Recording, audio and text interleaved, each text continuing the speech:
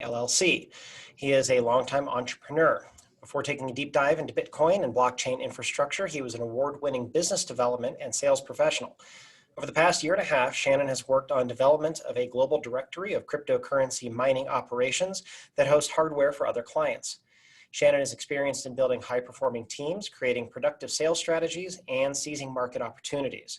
He has demonstrated success starting up groups and revitalizing operations in companies ranging from startup to 1.3 billion in revenues. Key strengths include leading teams to meet tight deadlines, creating new revenue growth through new program offerings, partnerships, and alliances. He has launched new brands, new products, and employee programs to create the excitement needed to surpass company goals. Over the last 4 years, Shanon has developed a small testbed Bitcoin and altcoin mining farm in Colorado, while creating a worldwide hosting directory for Bitcoin mining farms with crypto mining tools, now Distributed Ledger Incorporated. This vast network has given NDV key access to industry contacts, data, and resources to succeed in the Bitcoin mining industry. Ladies and gentlemen, Shanon Squires. I'm going to say the intro is probably better than the reality in the end, but thank you for that intro. It was great. Yeah, so I was connected to you guys through a gentleman named Howard Potter, who's one of my business partners. He's the one who gives all the age and experience to everything I do. So hopefully he wasn't able to join us today. Otherwise, I'd be introducing him as well. But I put together a little bit of a presentation. Whenever I talk about Bitcoin or cryptocurrencies, blockchain, things like that, I generally have no idea of the audience's depth of knowledge in any of that stuff. So I kind of start from the beginning, make it as basic and as simple as possible, and work my way up. So I kind of stole a PowerPoint that I built for FEI, which is Financial Executives Internationals. I did a handful of continuing education for them for CPAs and things like that over the last few years with a company known as Whipfly. So if you see their logo on here, Whipfly, the company that I built a lot of presentations with. They're a great accounting firm in the area. They think they merged with Bowerly, so it was like Whipfly Bowerly or something like that. But they do have a crypto-specific niche in which they work out of, so it's kind of exciting. But nothing that I say is anything to do with them. I got to throw in all the disclaimers. Like, I don't give financial advice. I have no idea what the Bitcoin price is going to do. And because I'm involved with public offerings, none of this is a solicitation of anybody's money or anything like that. I'm just trying to help educate and spread the word of Bitcoin, blockchain, and the such. So hopefully it all makes sense. I'll kind of run through all this stuff unless anybody who's hosting has any immediate questions for me. Otherwise, I'll jump in, kind of give an overview, and go from there. Okay, no questions. See if I can get this thing shared. Hopefully everybody can see my screen now. So like I said, it's a presentation that I built and kind of just modify as I go. A couple of things that I'll cover is essentially, what are blockchains? How did we get to this point? The impacts of blockchains, specifically on looking at financial services, because that's where they're having the largest impact currently. Cryptocurrencies, what are they? What is the mining process and why it's important? And then what I've been doing so far within this space, and then obviously giving lots of time for questions, because there's always lots of questions. I'll try to answer a lot of the main questions that I get regularly as I go through this. So hopefully I can get a lot of those out of the way. But basically, when you look across technologies and emerging technologies that have an impact on our daily lives, these are some of the things that kind of pop into mind. Like when I got started in the internet, I was pretty young as the internet was coming out. And so we had the real internet, and I had to actually go type addresses in the bar. Things like Google hadn't really existed yet to make it easy to search. But now no one says, let's go search on the internet for something. They say, Google it. So obviously these technologies have kind of changed. The internet is just like this base protocol that all of this other stuff runs on. So Amazon is just a website. Originally they were selling school books, and now they're the largest e-com giants on the planet. And they're still running on top of that same internet protocols. Microsoft obviously is a big player in this space, but on our day-to-day lives, we interact with these types of companies through the internet, through cloud computing, social media, all that kind of stuff. And it's just there. It's like part of our lives now. It's not something that anybody really questions or thinks about. Whereas when internet was showing up, it was a big question and people didn't really understand it, didn't want anything to do with it. There's all kinds of famous quotes of CEOs of tech companies like ignoring it. So it's always kind of funny. But that's kind of how I look at Bitcoin and blockchain. It's just another technology. It's another base layer, more like the internet, the protocol of transferring information that things will be built upon. So as we look at like the things that are developing today, like the internet did, you know, everything from artificial intelligence, the Internet of Things, virtual reality, these are all technologies that, you know, a few years ago, you know, 3D printing was brand new and the things that they were doing with it was crazy. And now, you know, you can buy cheap 3D printers, your kids can play with them in your house. And technology just advances really quickly from, you know, here's a new innovative thing. It, you know, goes through all their, you know, early adopters and in stage and it has its crash and then becomes stable. And this is just how things kind of maturity over time. And we're seeing the same thing within the cryptocurrency and blockchain space. It's just a little bit more dramatic, probably because we haven't had anything new like this in a very long time. So we haven't had a new form of money in a very long time. We haven't had a new base layer technology in a very long time. Obviously, the reason why it gets so much hype has to do with all the investment around Bitcoin and blockchain. So this is actually from a few years ago. Right now, it's, you know, insane again. So uh, whether it's the Bitcoin price increasing or the companies that are getting into it. So notable this year and recently is you watch people like Tesla getting in, making significant investments in the space. Tesla took the route of Bitcoin. They purchased Bitcoin, put it on their balance sheets. They actually run full nodes. They've contributed open source code to projects like BTC Pay Server. And then you have, you know, Sailor with MicroStrategies, putting a significant amount of Bitcoin on their balance sheets. We officially the other day, Time Magazine released that they'd be paying their CEOs in Bitcoin. So it's all this hype of people getting into the market, making money, price go up. It's always number go up that makes everything excited. And so there's a lot of VC capital in this world when the price is up, and there's no VC capital in this world when the price goes down. So it's just always interesting that this is what creates the hype. It's not necessarily the underlying technology that everybody gets excited about until later. It's just that whole number go up thing.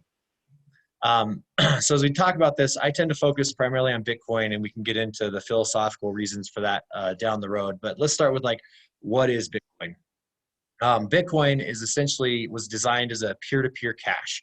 So it was a way to exchange value between people the same way you would with cash, but over the internet with no physical asset that you had to worry about.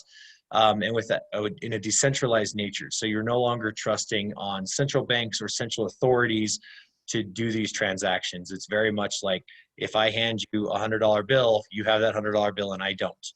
And there was no one to stop me from handing it to you unless they were standing there physically restraining me from doing it. So this is what creates, you know, the blockchain that underlies Bitcoin is what makes it decentralized, censorship resistant, unconfiscatable, and creates this immutable ledger. So we'll dig into that a little more as we go.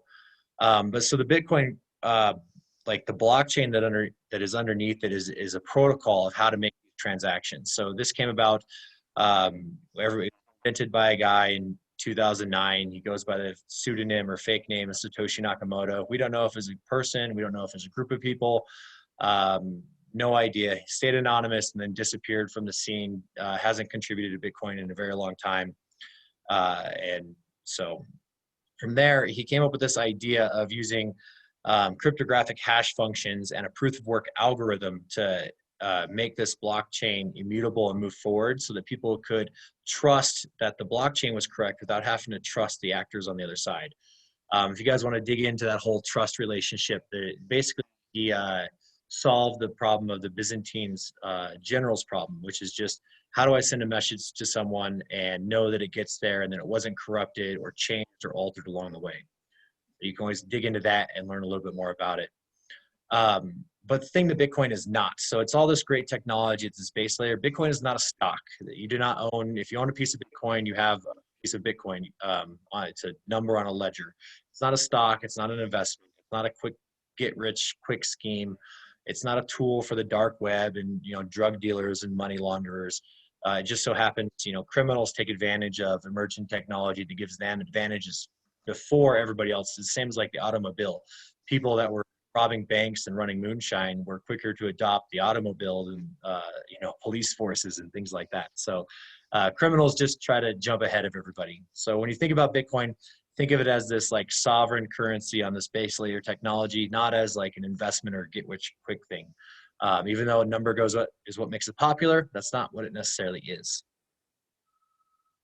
So we talk about blockchains. It's always funny because everybody tries to make it's complicated with hash functions, blockchain, and most people kind of get yeah, it's just overload when they try to dig in too deep. But essentially, all the blockchain is, specifically the Bitcoin blockchain, it's just a ledger. It's just a record of transactions. So everybody keeps a ledger with their business. Banks keep ledgers of transactions that are going on. And so when a transaction from one entity goes to another entity, you're just making notes to say that that transaction happened.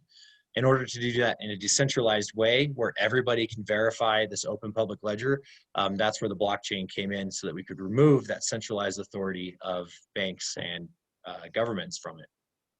Kind of sounds scary sometimes. But yeah, it's just a decentralized replicated database. So in order for specifically the Bitcoin blockchain to start, basically a whole bunch of people run what's called a node. And it's just essentially a computer. You can run it on your computer. It's just running a software application. And you can select which Bitcoin software application you want to run. If you have the technical skill, you can go verify the code within it to know it's not doing anything malicious. And then you can run and connect to the network. The Bitcoin nodes are the things that essentially receive and process and send transactions back and forth across this network, and they validate that all the transactions are true. So the software you run is just, hey, what method of consensus do I want to agree to? So when you run your software, you're choosing what you want to participate with. And if you run a software that doesn't meet the consensus mechanism of the rest of the network, you're just going to be removed from that network. So in order to change Bitcoin, everybody has to change and run that same software at the same time. At this point, that's pretty impossible to do. If you're digging into stuff, this guy right here, Andreas Antonopoulos, he's probably one of the foremost educators on Bitcoin, blockchain, and everything in between. Super trustable source of information. So whether you're looking at his YouTube channels or picking up his books, he's definitely a great source of information that you guys can go to, and he's answered every question a million times, and so it's always out there to find, which is great. So blockchain is just that, like we described, this distributed ledger. So instead of one person having a ledger, and like a bank, it has a ledger, and so when Bob sends Sally $1, the bank goes in and changes the ledger that, okay, Bob had $1, now he has 0. Sally had 0, now she has 1. Everybody's doing that across the entire ledger. And in Bitcoin's specific instance, every 10 minutes, that entire ledger is validated and verified by the miners and sent back to the network. So it's always being verified, the entire history of that blockchain. So if anybody tries to change something in the past, they would have to essentially rehash that entire blockchain faster than everybody else. And that's what makes it immutable. So that every time the entire blockchain, every transaction that's ever been made from the very first one to the most recent one is on that ledger and being confirmed every 10 minutes. So that's a pretty powerful tool. And that's the thing that allows it to not be broken.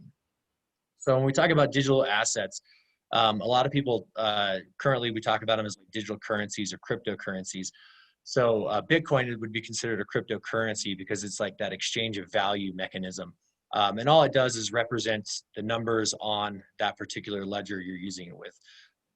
So it's nothing different than your bank saying, hey, you own this much dollars. Well, let's say you own this much Bitcoin. Bitcoin can be divided down to the 8th decimal place. So it allows for a lot of liquidity and exchange, and there's some other stuff on top of it. Some people recently have been trying to move other assets onto blockchain, such as real estate, stocks, bonds, and take physical assets and make them virtual.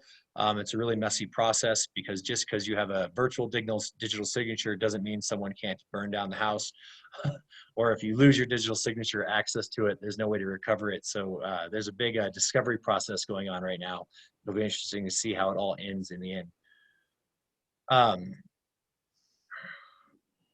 So we can some of the stuff I don't know is super important, but like we talked about before, traditional ledgers, you have a centralized authority that kind of keeps track of everything and everybody interacts with that.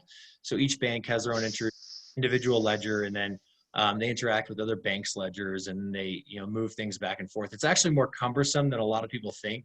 So most people, when they go to the store and they use like their Visa card to transact with, Visa goes ahead and says they have money, and they take money away and does all the balancing and counting on their end. But the actual like full transaction is Visa then has to go back to the people's bank and say, hey, this person sent money from this bank to that bank. Did that person have the money? Yes, they validate they have the money. We're going to move it to this bank. Did that bank receive it?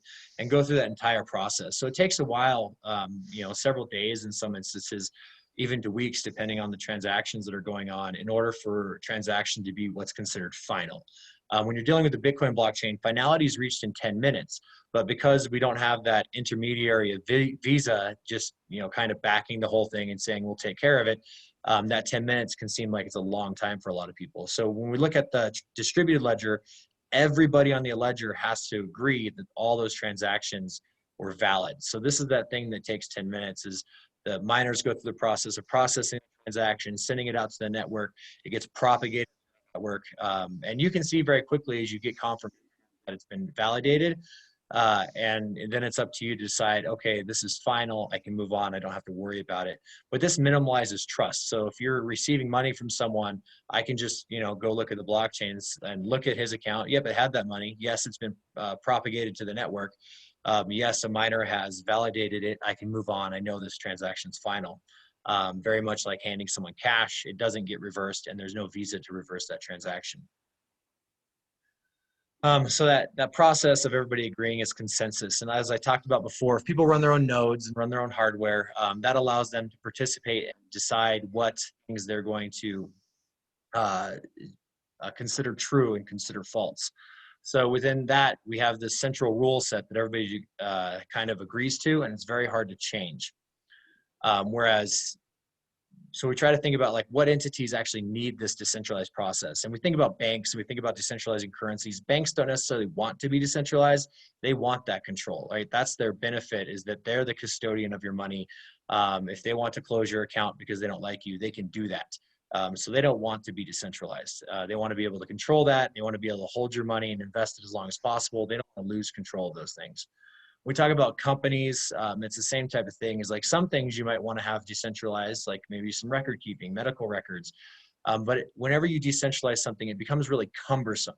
And so when I talk to hedge funds or investment companies about this type of thing, they want to take something and put it on a blockchain and try to decentralize it. In the end, they typically realize that no, they want to have control of that, and then they realize it in the end. So when we look at Bitcoin, it goes through that, proof of work mechanism in which the miners spend a massive amount of electricity to mine these and remove it from that central authority. So it's a big, clunky, messy process to decentralize things. So most companies don't want that to happen. And so they want to deal with trusted entities versus a trustless system. So one of the problems that you deal with when you try to decentralize something is this concept of a double spend. So this is what banks do really well, right? When you write a check to someone for $100, you write it to 10 people and you didn't have $100 in your account, the bank isn't going to send $100 to each of those people. They deal with that process of making sure this person isn't double spending the money in their account. In the early days of checks, this was a much larger problem, probably still a little bit of a problem, but now they can verify checks electronically, so the banks get through this process a lot faster. So this is that same process that we deal with on any ledger. So if one person sends Bitcoin to another person and he didn't have enough to send, the ledger is validating this. So when the transaction gets sent to the node, they check, hey, did this account have that money? Yes. So they can't send it twice. We can dig into the whole double spend problem a little deeper if people have questions about the actual technical side of how that happens. But it's an important thing, because if I was able to just send Bitcoin from one person to another and then immediately send it to someone else and no one ever recognized that, then it would kind of defeat the whole purpose of having this thing. It's great for financial type instruments, not the best for other types of things. So we've kind of discussed most of the stuff about how the network's distributed, how you can select the consensus algorithm that you want to run and participate in. The cryptography side of it is something that's been around for a long time. So Bitcoin utilizes essentially public key, private key cryptography through what's called SHA-256 or elliptic curve cryptography. This is what is hashed every time to give you this number or this private key that allows you to access it, not someone else. It's the same level of cryptography to secure most password type infrastructures for banks, like the nuclear codes, things like that. So it's a very high level of cryptography that gives you a very high level of security, as long as you're taking care of those private keys and not giving them to other people. As far as immutable, we talked a little bit about that. So this process of the miners going through and mining these transactions, spending all this electricity and computing power to do this and process and send these transactions to the network is the part that kind of makes it immutable. In order to attack the Bitcoin blockchain, you have to reprocess all the transactions that have ever been done. And at this point, it would be theoretically impossible to catch up and have to reprocess transactions and then change any transactions that are on that ledger. So it gives us this sense that it's never going to be changed and it can't be altered. So this thing keeps kind of jumping in my way. I got to get it out of the way. So when we look at, well, before we get to the Bitcoin mining stuff, my thing moved on me. One thing that's important about that is we look at like the amount of cybercrime that happens in the world, and a lot of the cybercrime, whether it's banks, things being hacked and things stolen, or people getting some sort of malicious attack on their computer and them requesting money, there's a lot of money spent into this market. And so that's one thing that makes Bitcoin and distributed ledger technology more appealing to a lot of people, is that there's different methodologies that we can use to make it so it's more expensive to hack and more secure. Within bigger companies, they keep looking into this, but the decentralized thing becomes a problem. It becomes big and clunky. But when people are getting hacked, I mean, Equifax hack was a big deal. Everybody, you know, social security numbers, identities, things like that. You know, Yahoo being hacked, Sony's been hacked, Target's been hacked, everybody's been hacked. And so when they look at this technology, they're looking at it a ways of trying to make things harder to break into so people can be more secure as they move forward. So that is a use case that's being looked into all the time. And it's a very tricky thing to solve. When we look at like the purpose of Bitcoin and things like that, within the United States, most people don't necessarily look at a decentralized currency as like the most valuable thing, because we have a great banking system. It, most part, does what it's supposed to do. You can make transactions, they happen really quickly. You don't have to worry about your government until maybe more recently inflating your money to some unlimited amount. Whereas there's other things in which it becomes more apparent that we need some sort of currency or some sort of store of value that is outside our government and central banks. So Bitcoin was essentially born out of that 2008 housing crisis, the financial collapse. It was, you know, not too long after that we saw this Bitcoin white paper released by Satoshi, and in 2009 it actually becoming a thing. And then later we also, you know, in Greece we see the banks shut down, and just the massive problem that went off the central banks there, and the devaluing of their currency and the wreck that was created because of that. And then, you know, current day, we're looking at Venezuela that has 80,000% annual inflation in 2018. And this has been continuing to go up to the point that no country will do business with Venezuela in their currency. No one wants it. And because of the inflation, Venezuelans on a day-to-day, if they receive money, they have to go spend it immediately, because by that evening time, they won't be able to buy a loaf of bread with it anymore as fast as it moves. So Bitcoin and this type of decentralized technology has allowed people like in Venezuela to sell the things they need to for Bitcoin, memorize their 24-word seed phrase, run across the border and start a new life. Because as they go across the border, there's nothing for them to essentially be confiscated or taken away from them. So it's, you know, in some places like Venezuela, it's literally saving lives. Whereas in the US, it's just a speculative asset of like, hey, this is going to be worth more than my dollars, hopefully in the future. So it's a different way of looking at it depending on what's going on in your world. And I think that a lot of the government spending right now is part of the reason why it's so popular and the price is going up again, is we're just seeing another occurrence of inflation. And I think people are starting to realize we want things that are fixed. So there's only 21 million Bitcoin. There will never be any more. And it's way past any point of that being able to be changed. So it's a good thing in that aspect. The benefits of blockchain, so it's tamper resistant. Like I said, it's hard to change. Once Bitcoin got going and to its current level, the amount of computing power that's around the world operating Bitcoin, is larger than the next 5 supercomputers combined. So it's not something that's going to be easily changed.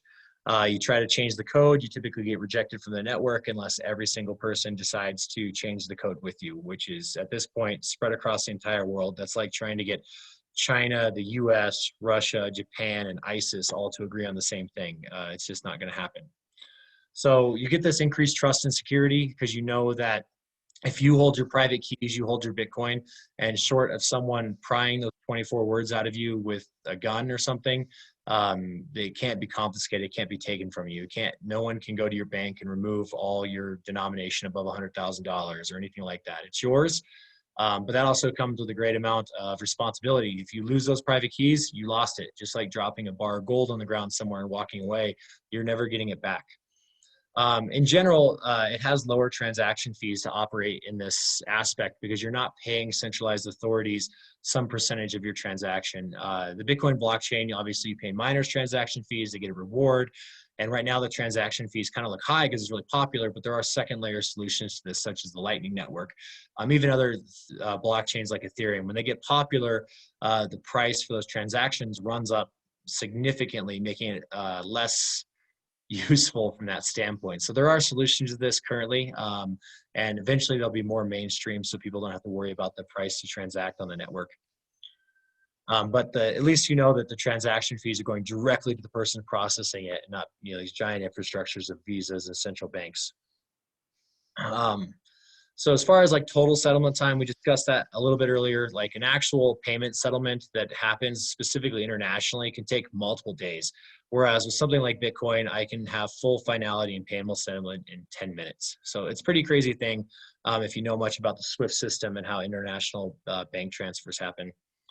So, and then obviously reducing or eliminating paper systems. So when you're moving to this from whatever aspect, if people don't want to deal with the paper system anymore, then that's great.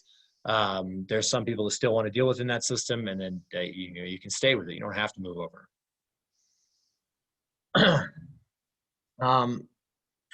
This is a little more detailed about the blockchain and mining and how when one person has a transaction, they send it to another person. So when Joey sends a transaction to Susie, it gets picked up, sent to the miners. A miner picks it up, says it's a valid transaction. All the other miners have to agree that it was a valid transaction, and the block is made and submitted to the blockchain. That's why it's called the blockchain, is the miners put together these blocks of transactions in which they take all the transactions out in the pool for them to grab. They put them in, they validate that they're true, and then they put them in a block and put them on the blockchain. It becomes a valid transaction. So as this happens again and again and again, this is the process that makes that. And so you can kind of see in the bottom, here's a block of transactions. They make a transaction, it commits a new block to the blockchain. So that's the process, and that's why it's named that. Currently, we have decentralized blockchains like Bitcoin, and then there's, or the kind of more considered what we consider public blockchains of things like Ethereum and Litecoin, in which the general public can participate in them. The concept of blockchain has been around for a very long time. There are other public blockchains that are used within like Amazon cloud services and things like that. But now we're starting to see a reoccurrence of what we call enterprise blockchains. This is where blockchain actually originally started. Enterprises have been trying to solve transaction systems like this for a very long time, but they're coming back. And so we have these enterprise ones where IBM, Oracle, places like that are building blockchains specifically to use within their company so they can have some sort of decentralized decision-making amongst different parts of their company. But remember that things like Bitcoin are this permissionless, anybody can use it. There's no central authority that can stop it. So people would argue that maybe Ethereum and Litecoin meet those same types of conditions, but there's still some sort of central authority when you're dealing with things like Ethereum, Litecoin, and other altcoins. There's some business, there's some entity, there's some person that has a potential to affect this thing one way or another. So the only current completely permissionless blockchain that anybody can use at any time is Bitcoin. So it's kind of fun and interesting that way. Whereas these other blockchains are permissioned. So this is a situation in which people want to decentralize some decision making, but they want to give specific permission for some people to do that. That's what you're seeing with Oracle and IBM and their blockchain type solutions are permissioned blockchains in which specific people are allowed to interact and work within it. That allows them to keep that centralized control, but have some sort of distribution of whether that's computing power or decision making allowed within it. We talk about mining. This is the proof of work algorithm. This is the thing that keeps Bitcoin decentralized. This is just a little bit of an overview of, you see on the top right-hand side there, there's a bunch of little GPU cards on top of a rack. That's what was originally used to mine these currencies. You could have mined them back on your laptop a long time ago, and it progressed to GPUs and eventually to very specific hardware we call ASICs, which is an application-specific integrated circuit. And that's the arena that I deal with, is mining Bitcoin with this very specialized hardware on very large scales. So it progressed over the years and gotten to this, and there's always debates between if mining currency should go this route of ASICs, or should try not to go the route of ASICs, and it's always an interesting discussion to dig into. But it's important because the work that's being done by these computers to do these cryptographic proofs secures the entire blockchain, and keeps it from having any centralized authority or control. This is just kind of a little overview of how Bitcoin mining works. Probably don't need to get into the super technicals of that unless someone asks later.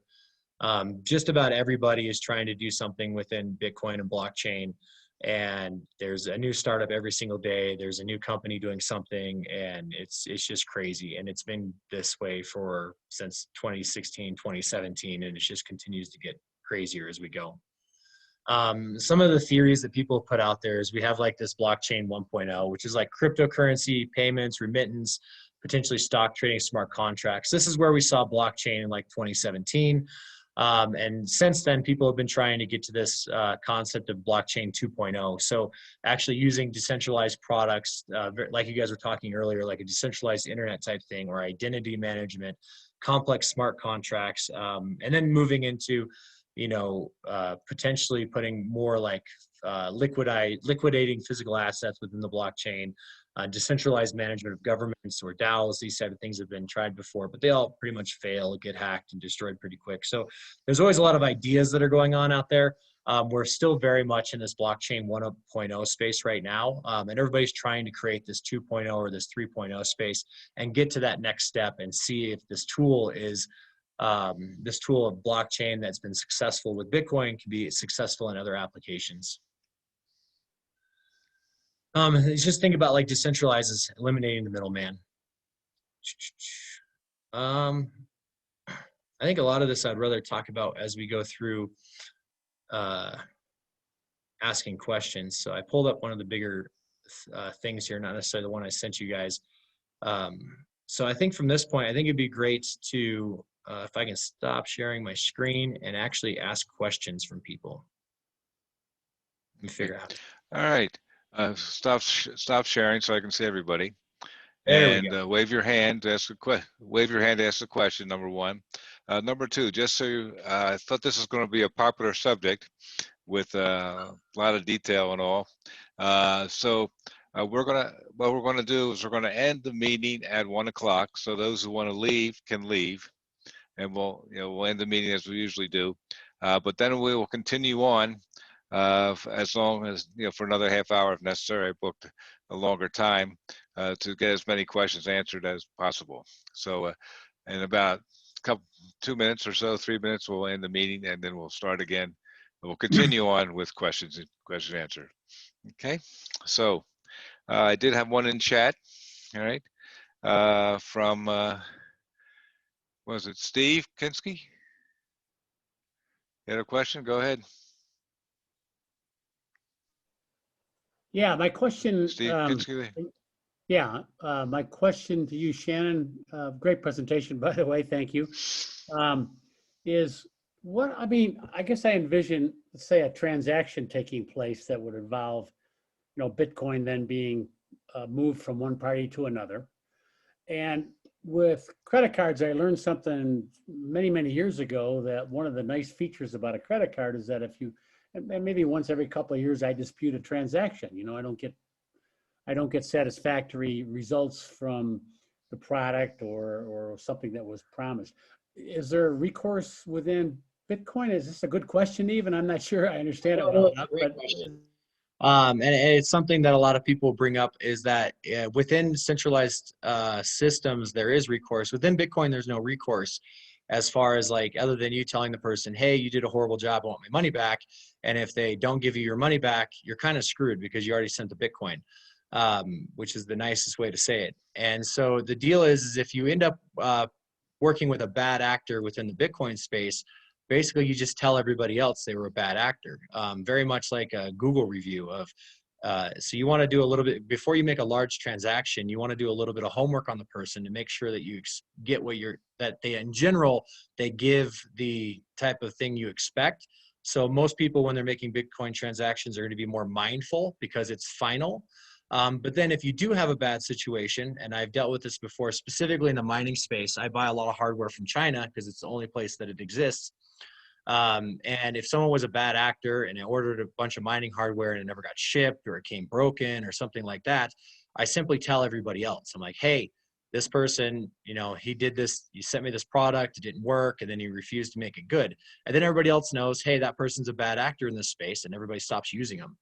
Within the Bitcoin space, it's been a very cool kind of experiment within that concept of like an open free market in that aspect, because once you send it, it's final. And then when someone's a bad actor, everybody says they're a bad actor and everybody says not to use them. So if you are a bad actor in the Bitcoin space, you will very quickly be removed from the market. Okay.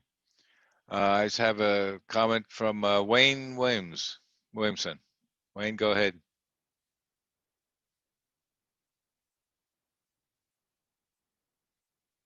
Wayne, unmute.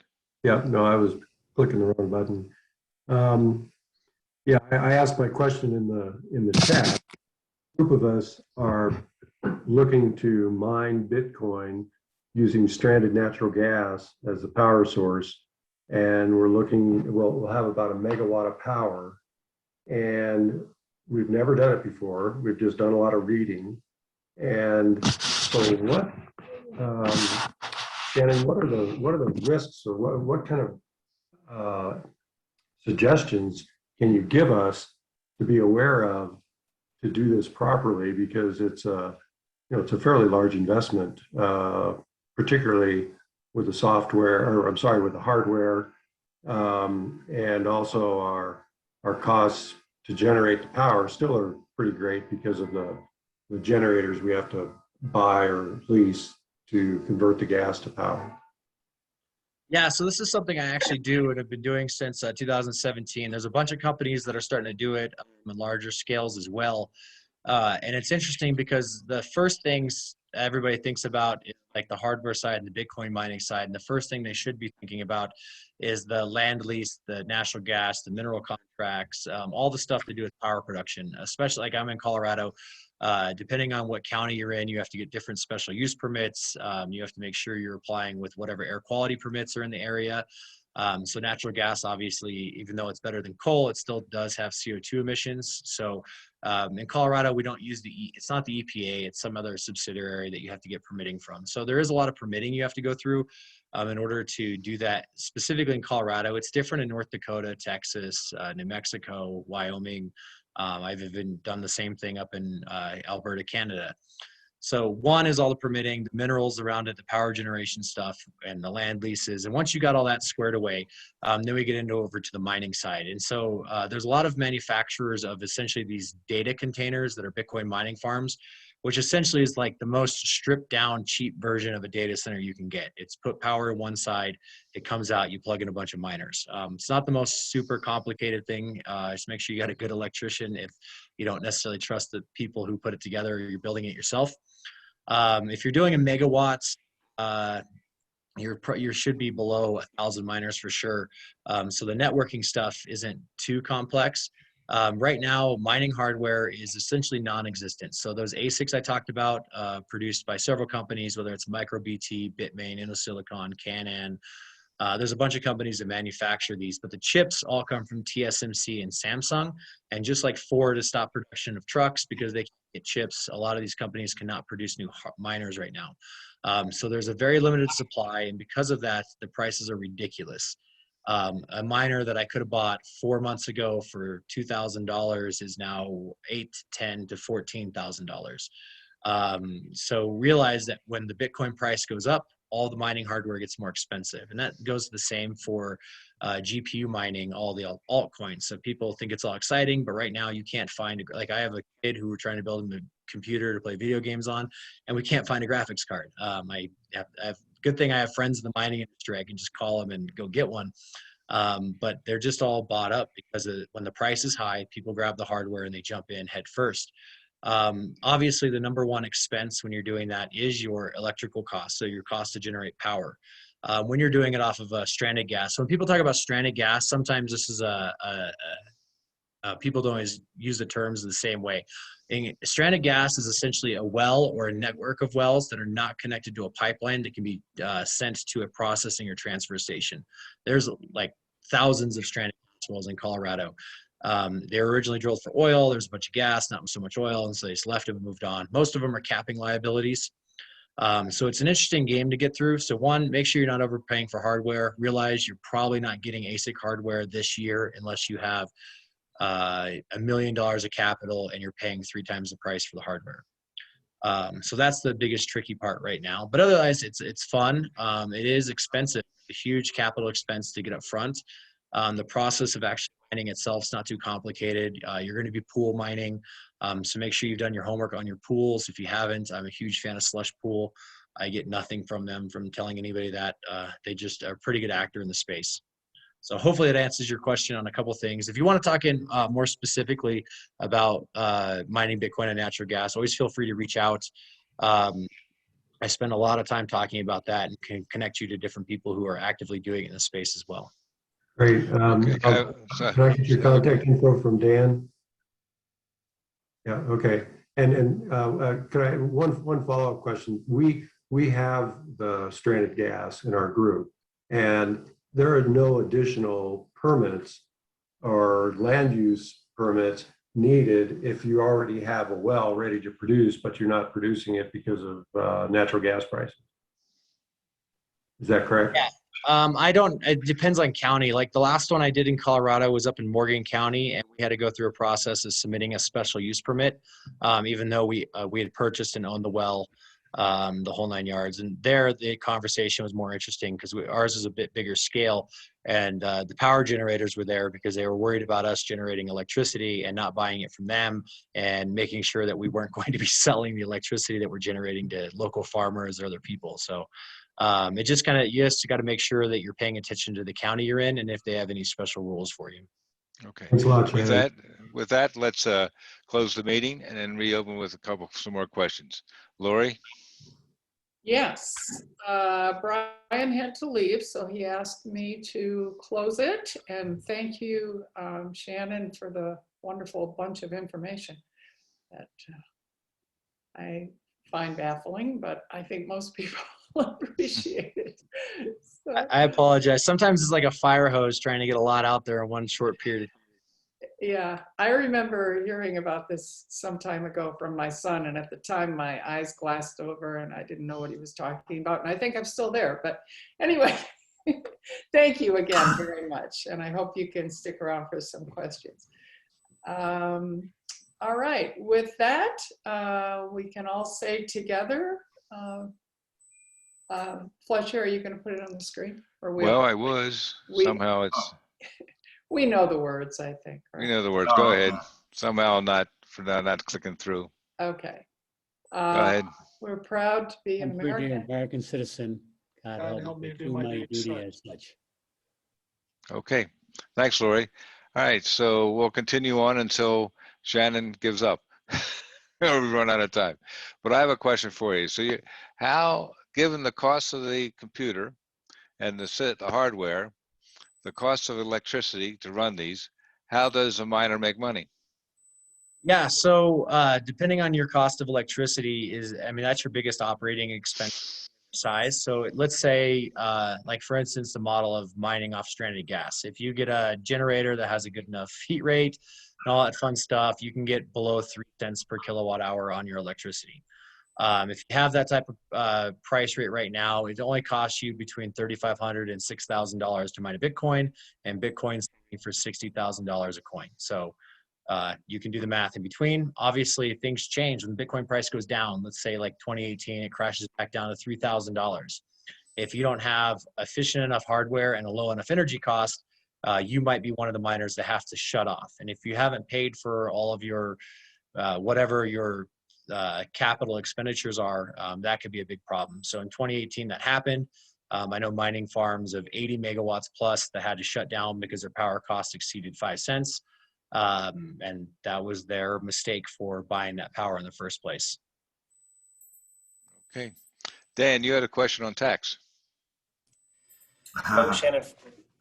Oh, so for tax purposes for the miners, are most people realizing the value of their cryptocurrency at the end of the year based on the value of that coin, or at the time that the coin's earned through the miners? Yeah, so obviously not a tax advisor, but I talk to a lot of them. So it got to make sure you're doing your accounting just like anybody else. So whenever you create an asset, like for instance, if I make aluminum or something, that has some value at that point in time. And so, but the deal is you don't have to realize profit on it until you sell it. So if I manufacture Bitcoin, I don't have to realize the profit on the Bitcoin until I sell it. But I do have a basis, and that basis is going to be the cost that it took me to manufacture that Bitcoin, and then when I sell it. So if when I sell it, whatever the difference is between that cost and the sell price is what I'm taxed on. Like that's my capital gains tax or my general tax for selling that item. And typically we do like a first in, first out type thing. A lot of miners get into this space because they want Bitcoin, not necessarily because they want fiat dollars. They don't necessarily liquidate all of their Bitcoin as soon as they get it in or anything like that. They hold on to it long term because they believe it to be a better store of value than US dollars. They only liquidate the Bitcoin they have to pay for their operating expenses. And so you just got to make sure you're accounting for that just like you would account for anything else, and pay your taxes just like any other business earning money would. That's helpful. Thank you. Hey, Sam, you had another question? Well, not really a question. I was wondering if you guys wanted to see this real time. I could share my screen just for about 5 minutes if you want. No, we don't have time, Sam. Don't show anything. What are your thoughts on the helium project that's going with radio frequencies and those kind of miners? Yeah, so I've been doing this for a little while, and the biggest thing that I focus on over the years, and I've dealt in 2017, 2018, I went through probably 1,000 plus other projects. And the biggest problem is that if anytime you're dealing with something that has a central authority, it's no longer a block. So there's someone who centralizes the decision-making process. They can change the software, change how it works, and the entire network can't stop them from doing that. You're dealing with a company. So when you're looking at things like helium, there's a central company that's behind that. They're manufacturing a very specific hardware. They sell that hardware, and then the people that are using it are essentially setting up a very, very large mesh network. And in order to set up that mesh network, they're paid with their helium tokens that are on their network, which is fine. If people want to do that, that's awesome. I have no problem with it. Just be careful that if the company decides to change something, whether that's the issuance process or it gets big enough and it becomes too expensive for people to connect to those networks, you end up with a lot of risk factors associated with that.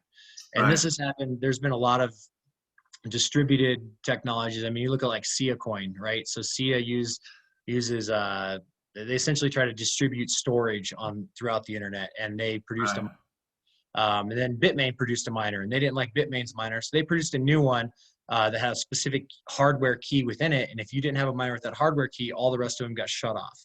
So at any point in time, if someone who has an entire closed system where they produce all the hardware and software themselves and distribute it, it's a huge risk factor. So we saw this firsthand with Sia when they released their miners, and they're like Monolith or something. I don't remember the company they used to make them. They sent out an update to the network that killed all the other miners on the network.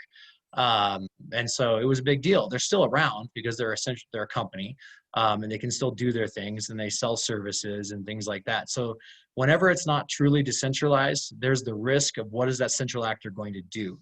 Same thing happens as if they had a token offering, and I have no idea if Helium did or not.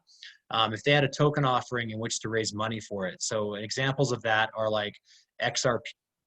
It's currently being sued by the SEC. They have formally charged them with illegal sell and not registering a security lawsuit. This is the reason why XRP can't be traded in U.S. exchanges currently, and why the price because no one can sell it.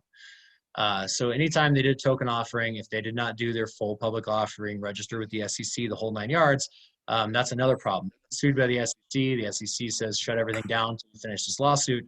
Well, now everybody's stuck with a bunch of hardware they paid money for. Yeah, so it's tricky. If you trust the company and you want to support it, awesome.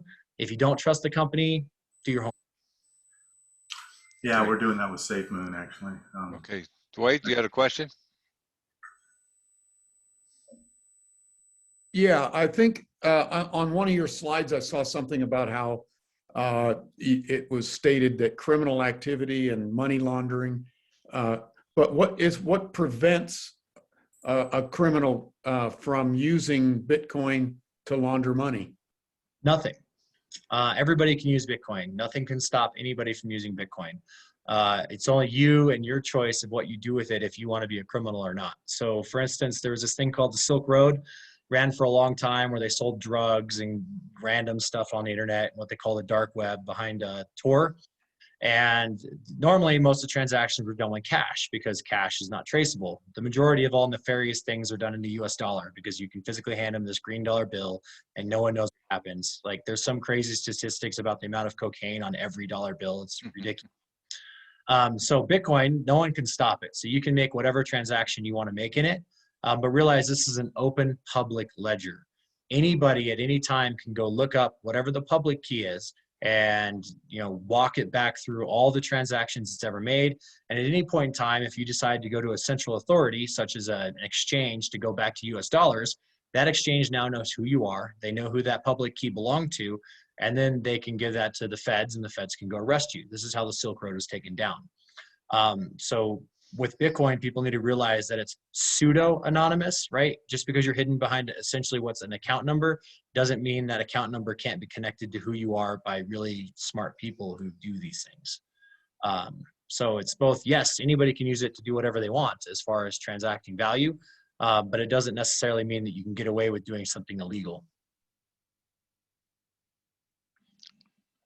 So you said there's a finite number of coins out there, right? Yeah, there's 21 million Bitcoin, period.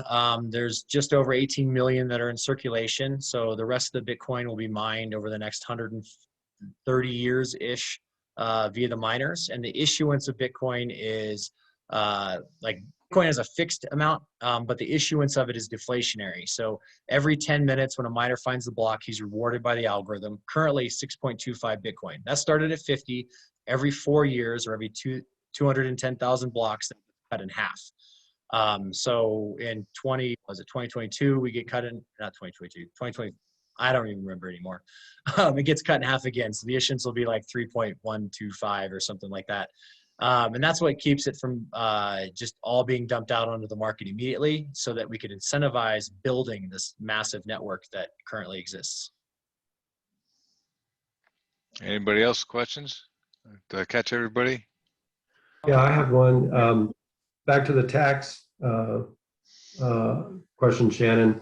So you're indicating that it's the profit you make, if you make a profit on mining Bitcoin, is a capital gain, and so that the mining creates your basis, the cost to mine creates your basis, and then you don't recognize that capital gain until you sell the Bitcoin. Is that correct? It depends on how long you hold it for. So this is where those guys at Wipfli come in for me. They have an accounting firm that deals with this directly, and so I let them take care of the majority of it. And so obviously, like, you have normal income taxes based on just like selling their property. So Bitcoin is taxed as property. And so it would fall under the same things as, like, okay, I built a house and I sell the house and I'm taxed on a certain value based on what I went into building that house and the actual house. So realize it's taxed as property. It's literally written into the tax code as property. So just apply what you would do if you were buying and selling property to the thing. But it always helps to actually talk to the tax person, because like I said, I am not. I hire the guys at Wipfli to do that for me. Liz, you had a question? Mine's all centered around when you're recognizing that ownership, because everything I read says that you recognize ownership the day it's mined, which sounds brain numbing. But can you connect me with someone at Whipley that would be willing to talk to me? Yeah, I can definitely do that. I don't know how to connect directly through this app. If you want to email me, I think you guys can pass my email around. It's the easiest one is just shannon@managedcryptomining.com, and I'll get you connected with those guys. Type it into the chat. Was it managed crypto mining? I was going to type it for you, unless you're typing it. He's muted, but I think he's typing it. Yeah, sorry, yeah, I typed it. Unless I misspell it, yeah, managedcryptomining.com. And yeah, just reach out, and I have no problem connecting you to those guys. They're great guys. Okay, Ned, you have a question? Yeah, I just have a question for you, Shannon. This is fascinating. You know, in the process of mining, what happens if your computer or your farm goes down and breaks or what, anything like that? Have you lost ground? Is it backed up? How does all that work? Just curious about that. Yeah, so that's one of the benefits of a blockchain is everything's distributed. So my mining farm has no effect on the rest of Bitcoin. It just affects me making money, as far as like, or I should say, making Bitcoin. So just because I can't process transactions doesn't mean everybody else can. So if my farm goes down, Bitcoin keeps moving on as if I never existed. Bitcoin doesn't care. Me personally, I care, so I want to get it up and running. So I go identify the problem. And one of the things when you're operating a larger scale mine is like you'll have individual mining units go down. And so if you picture a wall of like thousands and thousands of these miners, making sure you can identify where they are, go there, pull it out, swap it with a new one, get them restarted, and then repair it while it's running so that you as a business operator aren't losing ground from that standpoint. But as far as like its effect on Bitcoin overall, any individual miner shut off at any time and it makes no difference to Bitcoin. If a large amount of them shut off, the transactions slow down for a little bit. Every 2016 blocks, the difficulty is adjusted, and then the transactions will pick back up. So and that would be like, I don't know, half the, like you'd have to have a significant amount of the miners shut off for something like that to happen. I see. Okay. So once you commit to being a miner, you've got to stay a miner in order to stay in the part of the game and have it being distributed? I mean, there's millions of miners all over the world, so it doesn't matter what any one individual does. If you want to mine Bitcoin and contribute to the network, you can do that. You get rewarded in Bitcoin. If you don't have to. Once you start, you can shut it off. Doesn't make any difference to the network. Curious. Oh, Okay. Okay, so I'm going to be a simple question. If I have cash, want to convert it to Bitcoin, and then I have Bitcoins, want to convert to cash to actually buy something in a burger joint. I mean, obviously, there's if you buy Bitcoin, cool, you got it. It's this great store of value. If you hold it on whatever app you want to hold it on, that's typically custodial things like Coinbase. They hold it for you. If you take it into possession, you can hold it. In order to give it back to U.S. dollars, you typically have to do that either peer to peer. So you go find someone who is willing to buy your Bitcoin from you, or you can do it on an exchange and go back to U.S. dollars. When you do sell Bitcoin for U.S. dollars, it is a taxable event. That was a big problem in like 2017 is the whole like-kind exchange. So they specifically wrote some new stuff into the tax code specifically for cryptocurrency, digital tokens, Bitcoin, things like that to make sure that they collect their tax money. But there's typically better ways to do it. There's things like an app called Strike. Strike allows you to send Bitcoin and it automatically converts it to dollars and pays people, or vice versa. People can send US dollars and it'll automatically convert it to Bitcoin and pay them out in Bitcoin. So some applications that try to make it really seamless for people. But right now using Bitcoin directly for payments of like a hamburger or a cup of coffee is a little clunky unless the store natively accepts it. Like my wife has a business and they accept Bitcoin. So you walk in there and you scan their QR code and send Bitcoin to them, just like you'd scan a QR code with Venmo or PayPal or any of those things. So it's your decision on how you want to use it. I personally wouldn't tell anybody to buy a cup of coffee with it. It'd be like my haircut that now is worth $4,000. So. Okay. So, okay. Fletcher, I don't think you can pay $4,000 for a haircut, right? Fletcher? No. Hair shine. Yeah. Okay, I could hair shines. Okay. But now we have continued to hear about new cryptocurrencies coming on the market. So Yeah. How do they get value? Did somebody just decide to issue those and the first guy in makes money? It's actually worse than that with a lot of them. So basically, like there was this period in 2017, 2018 stuff where they had this thing called ICOs, which is initial coin offerings.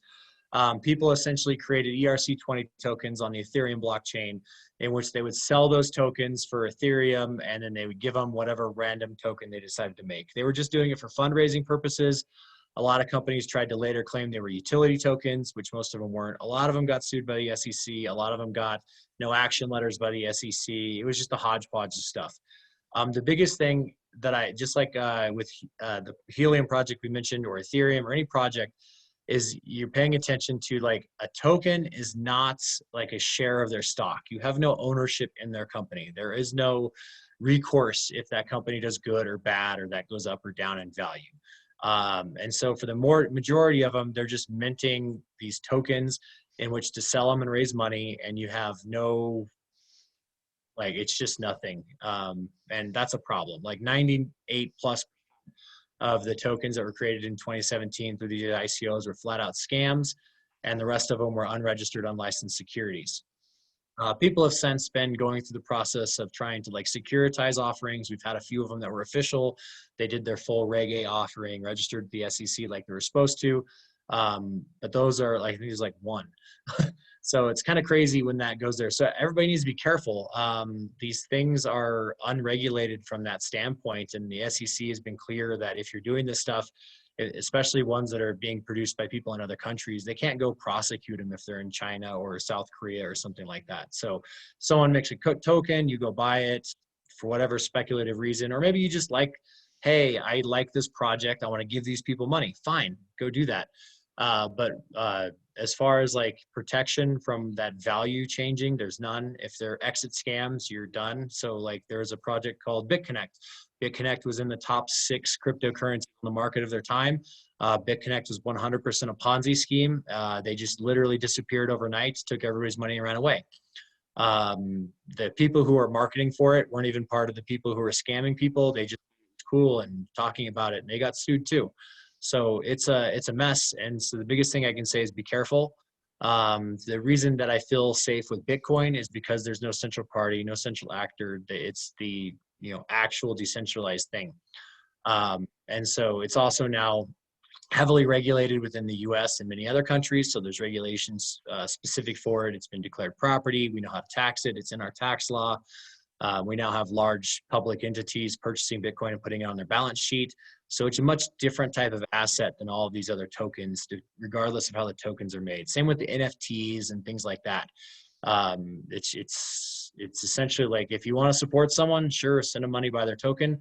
Long term, I just saw a post earlier today that was comparing a lot of alternative currencies that were in the top of the market cap, and all of them have lost value in comparison to Bitcoin over the last 4 years. So most people don't pay attention to comparing things to Bitcoin. They just compare it to the US dollar. US dollar it's like comparing your house to the US dollar. Your house is going to be worth more because it's a finite asset, whereas the US dollar is infinitely inflatable. Right. Okay, Shannon, we're out of time. I can't thank you enough for the extended session and the presentation. It was absolutely fantastic. Thank you very much. Okay. And thanks, guys. Feel free to email me or find me on Clubhouse if you guys have more questions. I saw someone with, like, an ellipsis attack question, so I'm more than happy to answer those questions. So feel free to reach out. I'm on Clubhouse as, like, @SquiresFit or something like that. So feel free to ask questions. Okay. Thanks so much. Thank you very much, Shannon. Bye-bye. Thank you so much.